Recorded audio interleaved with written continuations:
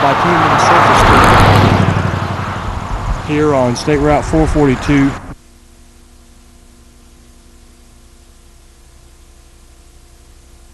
For test section.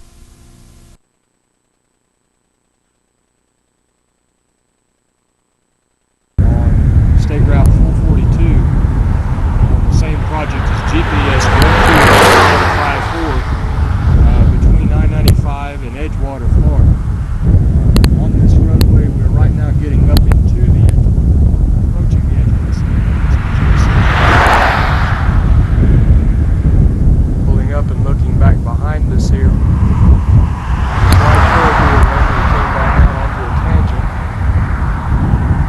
And we've got a tangent section leading on until we get to the end. On down there, and I'll zoom in on it to maybe get a better view from this perspective. You can see where it widens out to a divided highway with the median, and you can also see a color change down there. Well, that is where this treatment will run out. Right now, what is noted on here for this is a mineral seal. However, we may be doing something different. That's just something that they did in the 2nd District. I'm not sure they're going to want to do that here. If need be, we'll have to change this ID number, but we'll still keep a section right here. This is a supplemental site, obviously, which the Florida DOT would like to construct.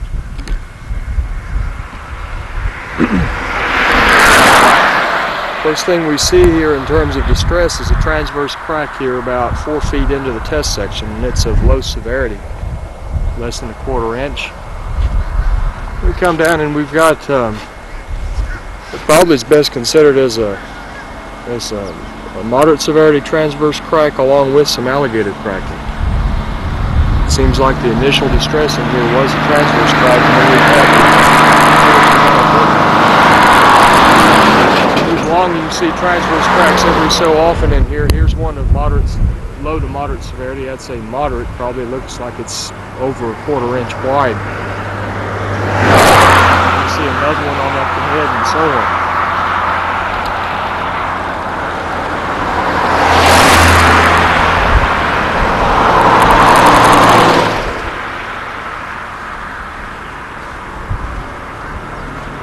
Between station 0 and 1, that's about the only distress that we note besides that one small area near that one transverse crack. Get into some more transverse cracking here, then we pick up a longitudinal crack in the center of the lane. It's only about 12 feet long though. Have another one right up here. We're around station 1 plus 65 or so. See some small transverse cracks also developing in here that are hairline in nature right now. Those aren't wide enough to seal even.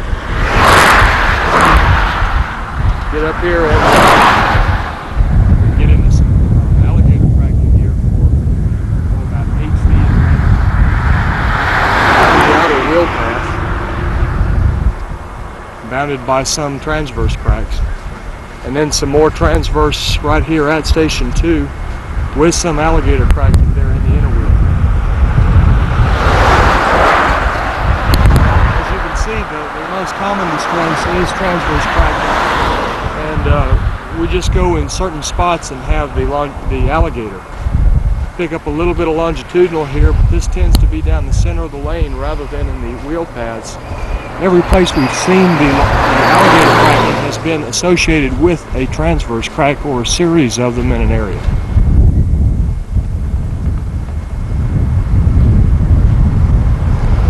That's up until here, and then again we can see where the crack is on the inside wheel path that's longitudinal in direction, could be classified either as longitudinal or as low severity alligator, is bounded by transverse cracks. Up here to around station 3, and then we lose it.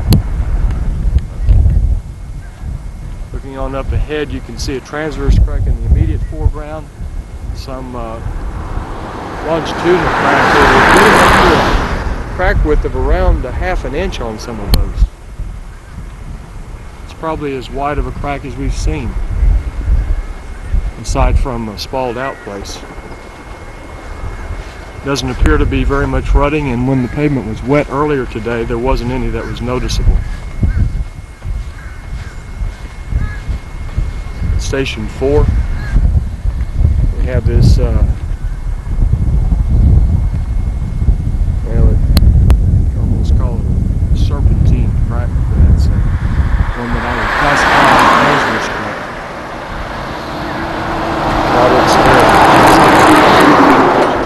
Generally over a quarter of an inch in crack width. Get into some more alligator cracking here in the outer wheel path and also in the inside wheel path.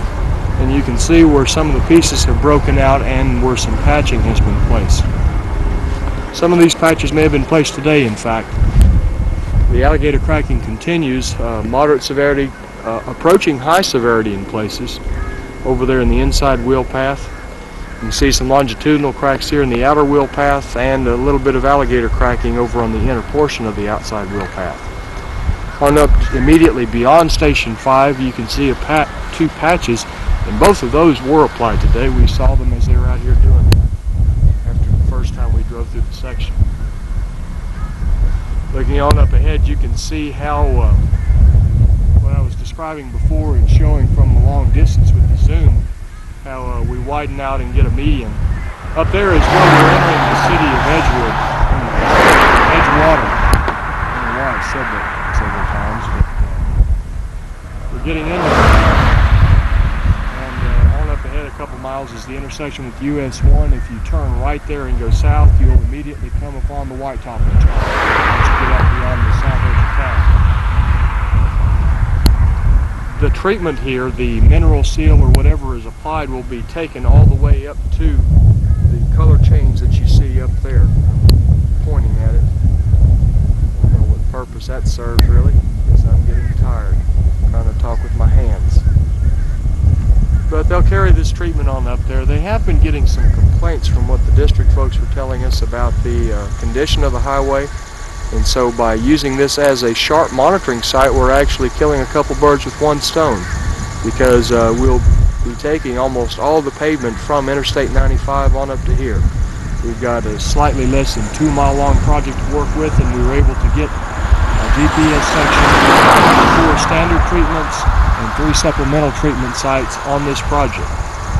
This ends the video for the SPS 3 test sections associated with GPS site 124154. This is an SPS 3, this is Project C amongst the SPS 3s in Florida. We're in District 5.